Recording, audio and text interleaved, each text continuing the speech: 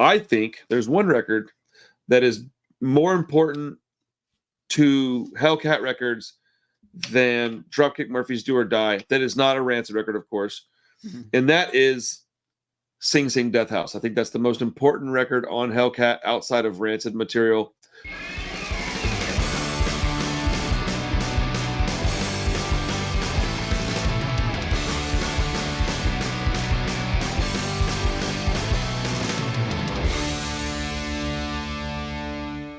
And there's a number of reasons for that. I think that the Distillers are probably the best, maybe not the biggest, but the best female-fronted punk band of all time. I think that Brody is almost as revered as Tim Armstrong to a lot of people. I think that record is also kind of perfect. It might be the best. It's like the best Rancid record not written by Rancid. And that's probably going to piss some people off. I don't mean that in a disrespectful way. I don't know who actually sat down and wrote all the songs. It might have just been Brody. I don't know. But there was a lot of influence there, clearly. But when that record came out, the better parts of Rancid 2000, let me just throw that in there. Like if Rancid 2000 was better, it might kind of sound like that. Yeah. And so you're not wrong. And the Sing Sing Death House changed music for me because before that, I didn't really care about female-fronted bands. Like I didn't have like a problem with them. I just was like, whatever. When I heard that record, like when I heard their first album, I really liked it. But something about Sing Sing Death House really changed like my opinion. Because I saw the Distillers play live before Sing Sing Death House came out. And I really enjoyed them. And I was like, bro, that girl there, woof. And yada, yada, yada. We all had our crush on her, right? Mm-hmm. But then Sing Sing Death House came out and it's kind of perfect, man. It's the production is amazing. The songwriting is amazing. The performances on it are amazing. I don't know, man. I really feel like that is outside of Rancid albums. I think that my list is pretty well representing of all things Hellcat. Man, I don't know, dude. I think that there's not many records out there that I think are better than Sing Sing Death House. It's weird, dude, because I don't listen to it as often as I feel like I should maybe after talking about it right now, but every song on it is great. And I think it was at a time where punk was peaking. I think that's like the peak of punk rock was like that 2 or 3 years around then. Yeah. Maybe even with their first record, but definitely with like the Hellcat stuff, the Unseen, Lars and the Bastards, Dropkick doing things, Rancid doing stuff, A Poet's Life. Like Hellcat really is like the peak of punk rock. Mm-hmm.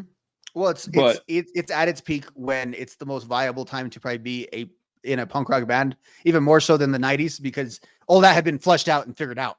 And then like think of how big this album, is relative. Like got them signed to a major, got them like they were touring with No Doubt and Garbage on this record. Like think about that, a Hellcat band. And that's insane. And it's not because Brody's she got on the tour because they are a female fronted band, but those are big bands that are going to have whoever they want on that, Gwen Stefani's not going to tour with some crappy, punk band as their opening band just to be nice to, old friends from back in the neighborhood. Like, no, they were legitimately put on that stage. I think Fat Mike has said, we talked about this before, it's the most money at the time Brett had ever contributed to an album. Oh, really? As far as like, they knew it was going to be good. They knew it was going to be big. The packaging is amazing. The cover art is good. It's got the Old English font, which you and I think both really love. The songs are amazing though. Specifically Crazy Young Pilling and Sing Death House. The song City of Angels is great. I Am a Revenant is my favorite. I Am a Revenant is probably my favorite. Very, very good song.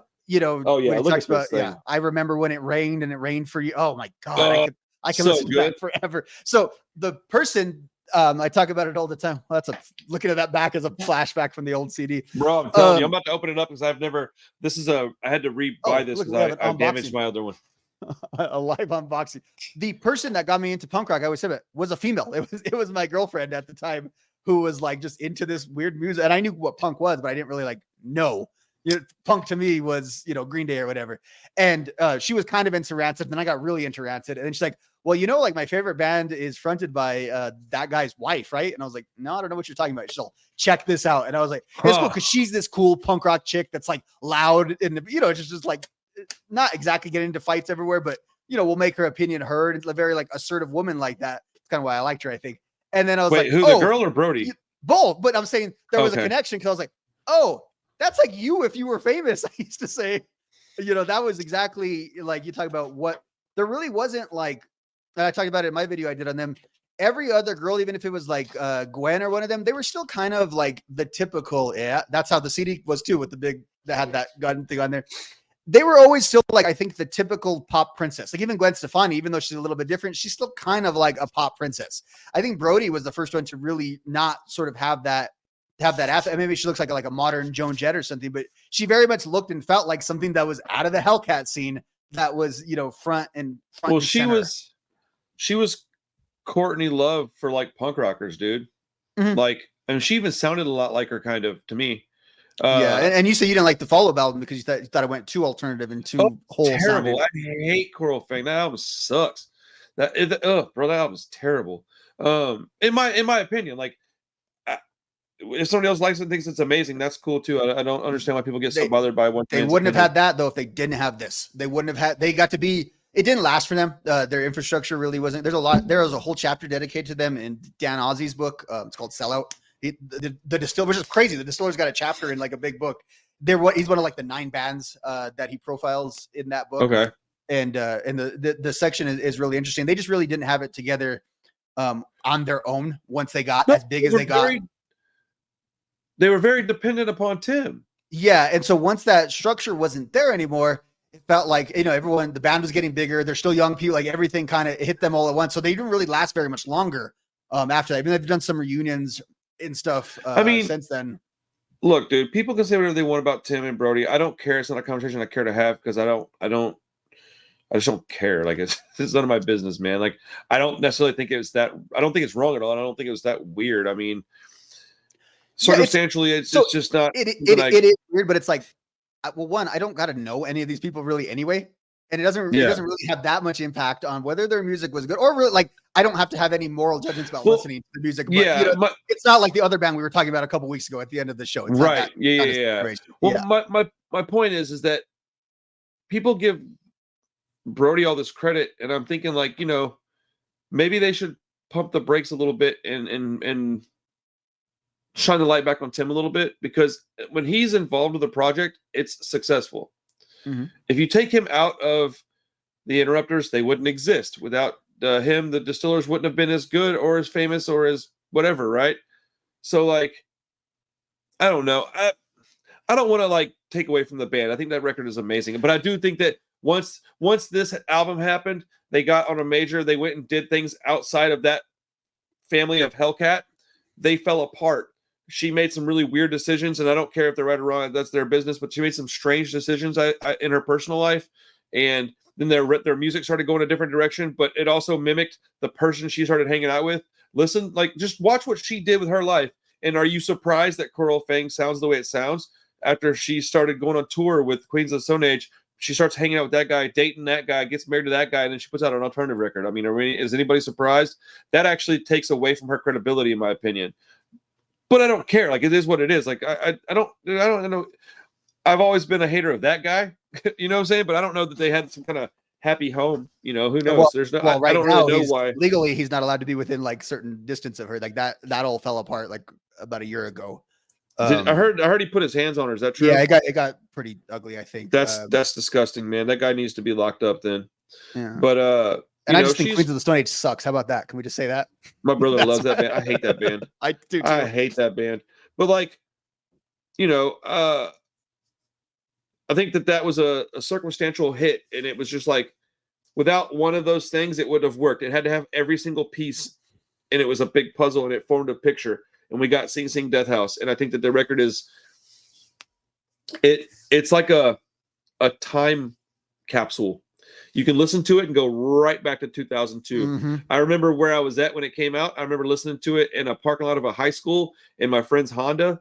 I remember watching the very first video that I ever saw her in, and she had the red lipstick on, the white T-shirt, and her hair was all Liberty spikes. Yeah. Oh, yeah. And thinking like, I was like, oh, yeah, that's a woman right there. Like, yeah, bro. Yes. And so like, but it also encouraged females to be fronting bands, to start bands, which I think is amazing. Look at my situation. I've got a little 9-year-old girl that loves punk rock, that likes bands like Catbite and stuff like that wouldn't necessarily. I mean, I don't know. Catbite might have formed without the Distillers, but they made it more accessible, more of a normal thing for girls to be in punk bands, and I think that's amazing because I want everybody that wants to be in a band to start a band and be successful. Whether or not I like the band is irrelevant. I want everybody to do it that can do it, that wants to do it. And I think that this album really spearheaded that movement for that era and generation. Yeah, I wish it could have been more. What I mean by that is I wish like it wasn't like this wall between the punk rockers and the Distillers the years after, because I think that could have even been, that influence could have been even greater. You know what I mean? If it wasn't just because there's some Rancid fans that straight up won't listen to any Distillers, or like they completely forsake. And I was like, that's kind of unfortunate because it really, the influence could have been even greater than it was. I mean, I don't think it's unfortunate. I think if you don't want to listen to it, don't listen to it. No, but I think I think the reasons why people don't listen to it doesn't really jive with the scale of like how big the album was, how good it was. I think their legacy though is not what it should be because of the sides taking. But no, but that's why it is what it is. That's what their legacy is, because of those actions. It doesn't matter that it had nothing to do with music. It still had something to do with music. It affected Rancid. It affected their band. It affected a lot of things. So yeah, their legacy is directly attached to that action and those things. And it has to be. You can't take that out of there. You can't go, yeah, well, just the art, not the artist. You have to take the artist along. But my point is that's why, like, I was like, oh, that's number one. Like, I disagree with it. I'm looking at this track list, like, oh yeah, I love that album. But yeah, it's because like you don't think of them necessarily. I think as a first, like, oh, the big Hellcat bands from the back in the day. I don't think I had to remember. Oh, yeah, the Distillers were on Hellcat. Like I did not necessarily think of them in that sort of. Dude, you don't have to think about that when you hear the Distillers. You don't think of anything other than Hellcat, dude. Come on, man. But when you think of Hellcat, you don't necessarily think of the Distillers, do you? Why? I do. Yeah, I don't. I don't. That's think crazy to me in that way. But see, I'm also not talking about the biggest bands. I'm talking about the most important records on the label, and that would be the most important record on the label outside of Rancid for that reason, though. But like, you know, we've already established that we think quite a bit different. So I mean, you know, if you think Hellcat and you don't think Distillers, I don't understand why. Do you also not think of Choking Victim and, you know, the more so? I associate Choking Victim like more so with Hellcat. I'd say that's crazy because they only had one album. So you know, but I just think that the Distillers did things for music that a band with a male lead singer can't do. And for that reason, I think that it's a little more important. Now, how much? Dude, we're talking small increments of importance here.